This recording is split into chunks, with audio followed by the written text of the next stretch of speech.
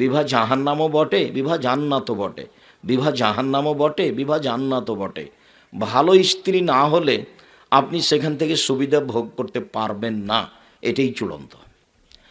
আর স্ত্রী ভালো হওয়ার জন্য দুইটা জিনিস লাগবে। এক হলো তার পক্ষ থেকে কোনো প্রতিবাদ থাকা লাগবে না, থাকা চলবে না। প্রতিবাদ কি জিনিস? তুমি এ কথা বললে কেন, তুমি আমাকে গালি দিলে কেন, এর নাম প্রতিবাদ। তুমি আমার মাকে এভাবে কথা বললে কেন, এর নাম প্রতিবাদ। তুমি এটা দিতে চেয়ে দিলে না কেন, এর নাম প্রতিবাদ। প্রতিবাদ যদি স্ত্রীর মুখে থাকে তাহলে এই সংসার ভালো হবে না। দুই, অভিমান। তুমি তো একটা শাড়ি দিতে চেয়ে দিলে না, একটা শাড়ি দিবা, একটা এটা করবা, এটা করবা, চাওয়াটার নাম হলো অভিমান। অভিমান সবসময় পূরণ হয় না। একটা হয়নি, আর একটা বলেছে, তখন দেরি হয়েছে, তখনও বলবে চট করে, তুমি তো কোনোদিন আমাকে কোনোদিনই কিছু দাও না। তো শয়তান তখন তাকে বলবে রাতে, দেখলি আগেও দেয়নি এখনও দেয়নি, তোকে কোনোদিনই দেয় না, বল বল বল যে তোকে কোনোদিনই দেয় না। তখন ও স্বামীকে বলবে তুমি কোনোদিনই কিছু দাও না। যার কারণে একাধিক হাদিস, ওকে ভালো হতে হবে, নইলে আপনি সংসার গড়তে পারবেন না। ছেলে মেয়ে সবাই খারাপ হয়ে যাবে। গান বাজনা, বাদ্যযন্ত্র, গেমস নিয়ে ব্যস্ত থাকবে। গেমস তার কাছে পাপের কাজ নয়।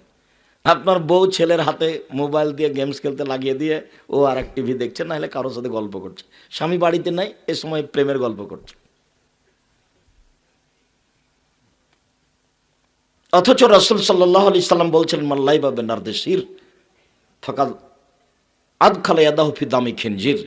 কেউ যদি চৌসার, ছক্কা, লুডো, দাবা, পাঞ্জা, ক্যারামবোর্ড, তাস, গেমস, এই ধরনের বসে বসে খেলা পৃথিবীতে যত তৈরি হয়েছে এবং কিয়ামত পর্যন্ত যত খেলা তৈরি হবে, যেগুলো বসে বসে চলে, সময় নষ্ট হয়, এসব খেলায় কেউ যদি অংশগ্রহণ করে তাহলে সে তার হাতকে শরীর শুকরের রক্তের মধ্যে ডুবিয়ে দিল।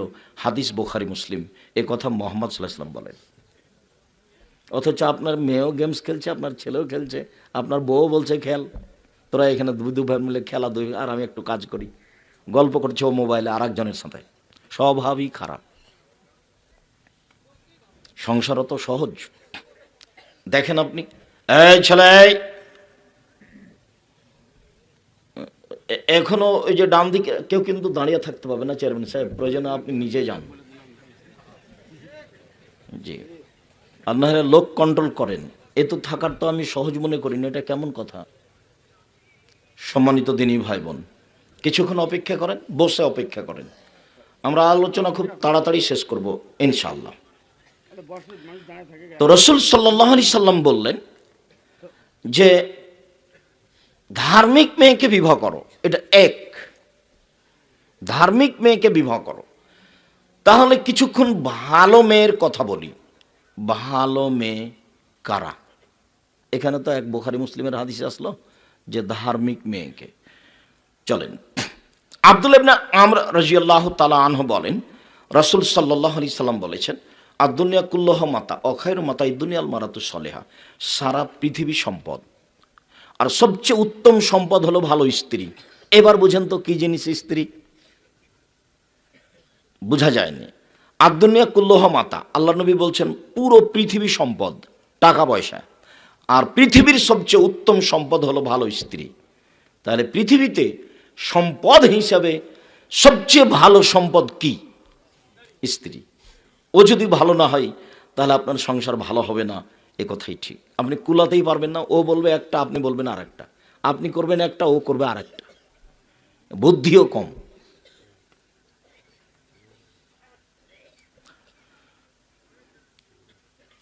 আবু হুরায়রা রাদিয়াল্লাহু তাআলা আনহু বলেন, রাসূল সাল্লাল্লাহু আলাইহি সাল্লাম একদা বললেন, আরবাউন লিসাদা, সুখময় জীবনের জন্য চারটা জিনিস লাগে।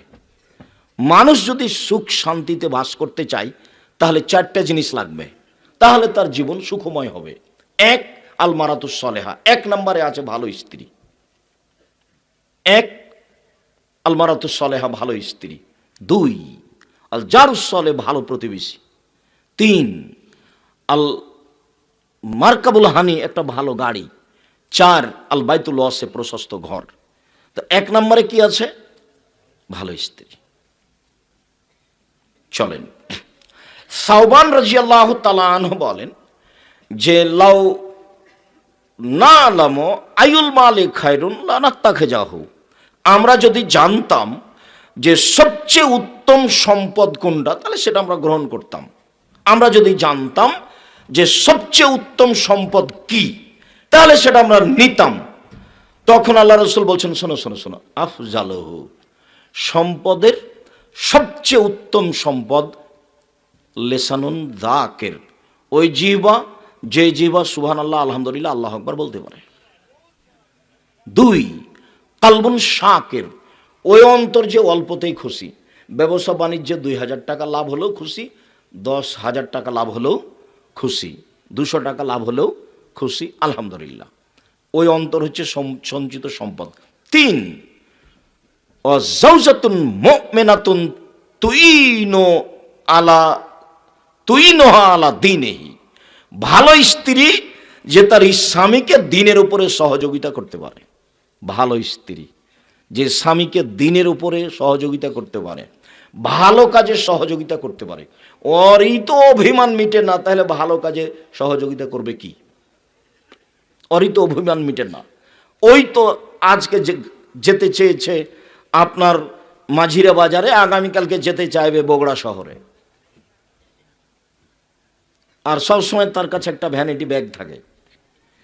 ভ্যানিটি ব্যাগ ছাড়া তো আমরা চলতে পারি, তা তো দেখতে পাচ্ছি। আব্দুল্লাহ রাম্মা বিবাহের 11 দিন পর থেকে প্রতিষ্ঠানের প্রধান শিক্ষিকা। আমরা কোনোদিন বাজারেও যাইনি, আমরা কোনোদিন ভ্যানিটি ব্যাগ কাছেও নিনি, ওটা নামটা খালি শুনি। তো আমরা তো আছি দুনিয়াতে বেঁচে, আমি তো কোনোদিন ওটা স্টলেই বসিনি, কোনো দিন নয়। আমার 16 বছর ছাত্র জীবন আর 34 বছর শিক্ষক জীবন। সম্মানিত দিনী ভাই বোন, একজন স্ত্রী তার স্বামীকে দ্বীনের উপরে সহযোগিতা করবে। দেখো, আমি তোমাকে খুব ভালোবাসি, তুমি যেভাবে রাখবা আমি সেভাবে থাকতে প্রস্তুত, আমি লবণ ভাতেই খুশি, আমাকে খুশি করার জন্য অবৈধ পয়সা উপার্জন করতে হবে না, আমি তোমার পায়ের নিচে দিনে নিজেকে বিলিয়ে দিতে চাই, আমার পক্ষ থেকে তোমার উপরে কোনো প্রকার অভিমান আপত্তি থাকিবে না। তুমি মোটা কাপড় দিলেও আমার কাছে আলহামদুলিল্লাহ, চিকন কাপড় দিলেও আমার কাছে আলহামদুলিল্লাহ, কাপড়ে হাত লাগিয়ে আমি বলিব না কখনো যে এই কাপড় ভালো নয়। তাহলে আপনার সংসার সহজ হবে, আর ও আপনাকে দিনের উপরে সহযোগিতা করতে পারবে। আরও যদি কথায় কথায় উল্টা কথা বলে, তাহলে আপনি হিসাবই করতে পারবেন না, টিকতে পারবেন না। ভালো স্ত্রী। আবু হুরায়রা রাদিয়াল্লাহু তাআলা আনহু বলেন, রাসূল সাল্লাল্লাহু আলাইহি সাল্লাম বলেন, খায়রুন নিসায়ে, পৃথিবীতে সবচেয়ে ভালো মহিলা সে কে? তাসুররু হয়ে যান নাজারা, স্বামীর সাথে কথা বললে হাসি মুখে বলে। 2, আতাত হয়ে যা আমারা, আদেশ করলে পালন করে। 3, গাবান হাফেজাত, যখন স্বামী বাড়িতে থাকে না তখন নিজেকে হেফাজতে কন্ট্রোলে রাখে, ওর সাথে কথা বলে না, মোবাইলে যার তার সাথে কথা বলে না। এই হলো সবচেয়ে ভালো নারী। 1, স্বামীর সাথে কথা বললে হাসি মুখে বলে। 2, স্বামী আদেশ করলে পালন করে। 3, স্বামী বাড়িতে না থাকলে নিজেকে কন্ট্রোলে হেফাজতে রাখে, সেই হলো সবচেয়ে ভালো নারী। এই কথা মুহাম্মদ সাল্লাল্লাহু আলাইহি সাল্লাম বলেন। আনাস রাদিয়াল্লাহু তাআলা আনহু বলেন, রাসূল সাল্লাল্লাহু আলাইহি সাল্লাম বলেছেন, আল মারআতু ইযা সাল্লাত খামসাহা, মহিলা যখন 5 ওয়াক্ত সালাত আদায় করবে, ও সামাত শাহরাহা, রমজান মাসের সিয়াম পালন করবে, ও আতাত বালাহা, স্বামীকে মেনে চলবে, ও হাসানাত ফারজাহা, জেনায় লিপ্ত হবে না, ফালতাদখুল মিন আইয়ি আবওয়াবিল জান্নাহ শাআত, তাহলে এখনো জান্নাতের যে কোনো দরজা দিয়ে ঢুকতে পাবে। তাহলে সবচেয়ে ভালো মহিলা সেই যে স্বামীকে মেনে চলে, তার আদেশ মানতে প্রস্তুত, যাহাই বলিবেন তাহাই মানিব। পাপ না হলে, আপনার কোনো আদেশে যদি আল্লাহকে অমান্য করা হয় তাহলে মানতে সক্ষম নয়, এছাড়া আপনি যাহাই বলিবেন তাহাই মানিব। এই নারী সহজেই জান্নাতে যাবে, এই হলো ভালো নারী। আবু হুরায়রা রাদিয়াল্লাহু তাআলা আনহু বলেন, রাসূল সাল্লাল্লাহু আলাইহি সাল্লাম একদা বললেন, নবীও ফিল জান্নাহ, নবীগণ জান্নাতে যাবেন। আর শহীদও ফিল জান্নাহ, শহীদ যারা তারা জান্নাতে যাবে। অসিদ্দিকও ফিল জান্নাহ, যারা সত্যবাদী তারাও জান্নাতে যাবে। ও নিসা মিন আহলিল জান্নাহ, মহিলারাও জান্নাতে যাবে।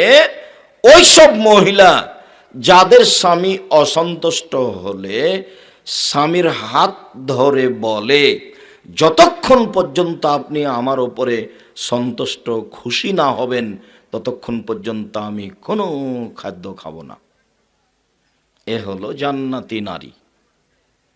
এইবার পূর্বে ফিরে যাই। আল্লাহর নবী বললেন, আর দুনিয়া কুল্লুহা মাতা ও খাইরু মাতাই দুনিয়াল মারাতু সালেহা, সারা পৃথিবী সম্পদ, সবচেয়ে দামি সম্পদ হলো ভালো স্ত্রী। এবার আগের হাদিসে ফিরে যাই।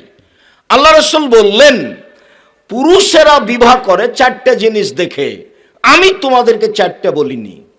পুরুষেরা বিবাহ করে চারটে জিনিস দেখে, এক ধনী, দুই বংশ, তিন সুন্দরতা, চার ধার্মিকতা। পৃথিবীর মানুষ, তোমরা ধার্মিক মেয়েকে বিবাহ করো সংসার ভালো করতে চাইলে। ধার্মিক মেয়ে সেই যে প্রতিবাদ করে না সংসারে, অভিমান করে না সংসারে, ছেলে মেয়েকে রাসূলের পদ্ধতিতে লালন পালন করে। সম্মানিত দিনী ভাই বোন, রাসূল সাল্লাল্লাহু আলাইহি সাল্লাম মেয়ে বিবাহ করার জন্য দেখার জন্য বললেন। মুগিরা ইবনে শুবা রাদিয়াল্লাহু তাআলা আনহু বলেন, খাতাবতু ইমরাতান, আমি একটা মেয়েকে বিবাহ করার জন্য প্রস্তাব দিলাম। আল্লাহ রাসূল বললেন, হাল নাজারতা ইলাইহা, তুমি তাকে দেখেছো? কুলতুল্লাহ, আমি বললাম জি না, আমি তাকে দেখিনি। তখন আল্লাহ রাসূল বলছেন, ফানজুর ইলাইহা, তুমি দেখে নাও, তুমি একটু দেখে নাও। ফাইনো আহারা আয়াউদ্দা বাইনাকুমা, দেখাটা দুইজনের মধ্যে ভালোবাসাকে বাড়িয়ে দিবে। দেখাটা দুইজনের মধ্যে ভালোবাসাকে বাড়িয়ে দিবে। আর যদি না দেখে বিবাহ হয় তাহলে কথায় কথায় বলবে, আরে তোমাকে দেখলে আমি তোমাকে বিবাহ করতাম না, তোমাকে দেখলে, বিবাহের আগে দেখলে আমি তোমাকে বিবাহ করতাম না, যখন তখন বলবে। এই পরবর্তী যেন কোনো আপত্তি না থাকে, তাই রাসূল সাল্লাল্লাহু আলাইহি সাল্লাম দেখে বিবাহ করার জন্য আদেশ করলেন। ভালো, 5 জন খুঁজে খাজে দেখলাম, ভালো মেয়ে পাওয়া গেল। ফানকিহু মা তাবা লাকুম, যেটা ভালো লাগে সেটা বিবাহ করো। আল্লাহ বলছেন যেটা ভালো লাগে সেটা বিবাহ করো। এবার এই লোকটা এই যে খুঁজতে লাগলো, মানে বারে মেয়েকে তো এই কথা বলা হয়নি যে তুমি ভালো স্বামী গ্রহণ করো, পুরুষকে বলছো তুমি ভালো মেয়ে গ্রহণ করো। ও তো খুশি হয়ে গেছে, একে দেখে ওকে দেখে, একে দেখে ওকে দেখে, ঘুরতে ঘুরতে ঘুরতে ল্যাংড়াটা পছন্দ হয়েছে। ও বুঝতে পারেনি যে রশি একটা দেওয়া আছে গলায়, ওটা তাকদীর, ওটা তাকদীর। ঘুরতে ঘুরতে ঘুরতে মা বলবে, আব্বু ওই মেয়েটা তো বেশি সুন্দরী। তো বলছে, আম্মা সুন্দরী বটে, কিন্তু ওদের বাড়িতে আপ্যায়ন ভালো ছিল না, ওরা যেটা খাওয়ার ব্যবস্থা করেছে ওটা আমাকে ভালো লাগেনি, বরং পরের যেটা মেয়েকে দেখলাম এদের চালচলন আমাকে ভালো লেগেছে। ঠিক আছে, তাহলে এদের চালচলন যখন ভালো লেগেছে সেটাই করো। তাহলে ফানকাহু মা তাবা লাকুম, তোমার যা পছন্দ তা দেখে বিবাহ করো। তো মনে করেছে সবচেয়ে সুন্দরীটা বিবাহ করব, কিন্তু ঘুরতে ঘুরতে এখানে আসলা, এটা নাম তাকদীর। এরপরেও রাসূল সাল্লাল্লাহু আলাইহি সাল্লাম যেভাবে দেখতে বললেন সেভাবে দেখে বিবাহ করতে হবে রাসূলের পদ্ধতিতে। বিবাহের পূর্বে সবাই মিলে দেখা হবে না। মা খালা ফুফুকে নিয়ে দেখতে যাওয়া যেতে পারে, বাপ দেখতে পাবে না, বন্ধু বান্ধব দেখতে পাবে না, হারাম। বিবাহের পূর্বে দেখতে গিয়ে আংটি পরানো হারাম, বিবাহের পূর্বে দেখতে গিয়ে টাকা পয়সা দেওয়া হারাম, বিবাহের জন্য যেভাবে খেলাধুলা, খেলতামাশা, অনুষ্ঠান, দৌড়াদৌড়ি, ঝাঁপাঝাঁপি, রক্ত ছিটানো, আপনার রং ছিটানো, কত কি আছে, এগুলো সব জাহেলিয়াত, কুসংস্কার। দিন যত যাবে তত বাড়বে। এগুলো সব হিন্দুদের নীতি, সব এসে জমা হবে, একটাও জায়েজ নয়।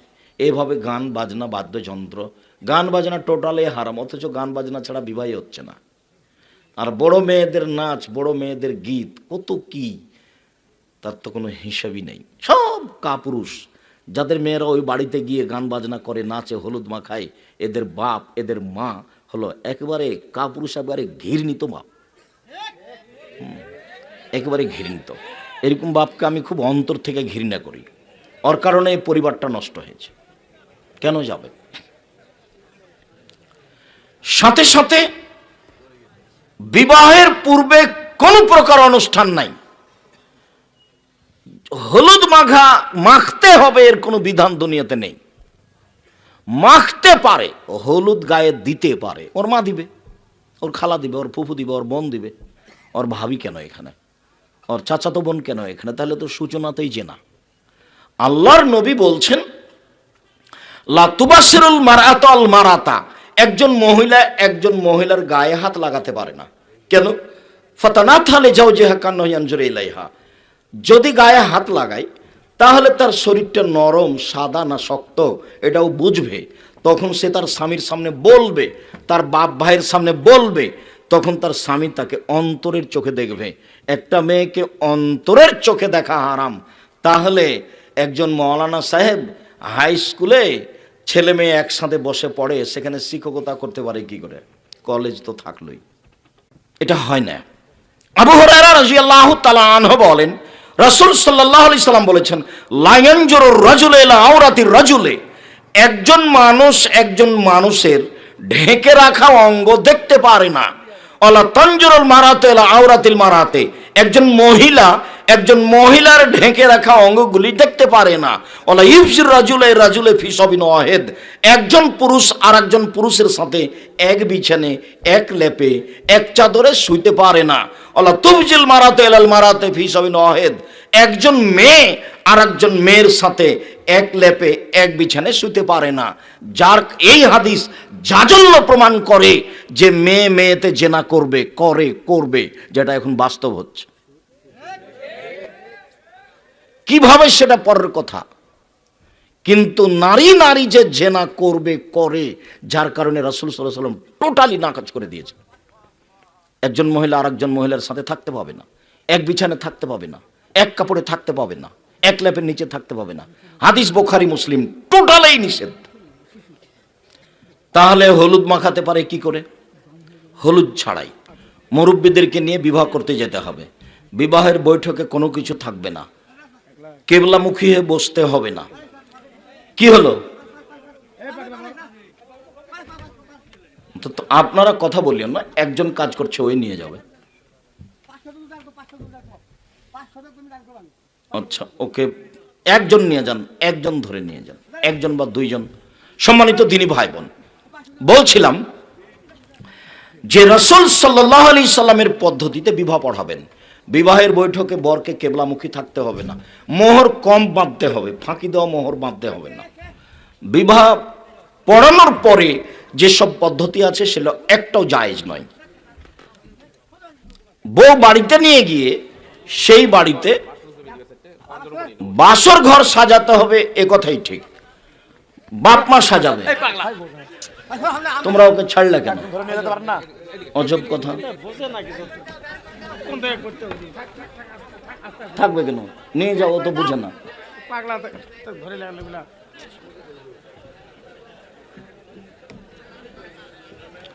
সম্মানিত দ্বীনী ভাই বোন, বলছিলাম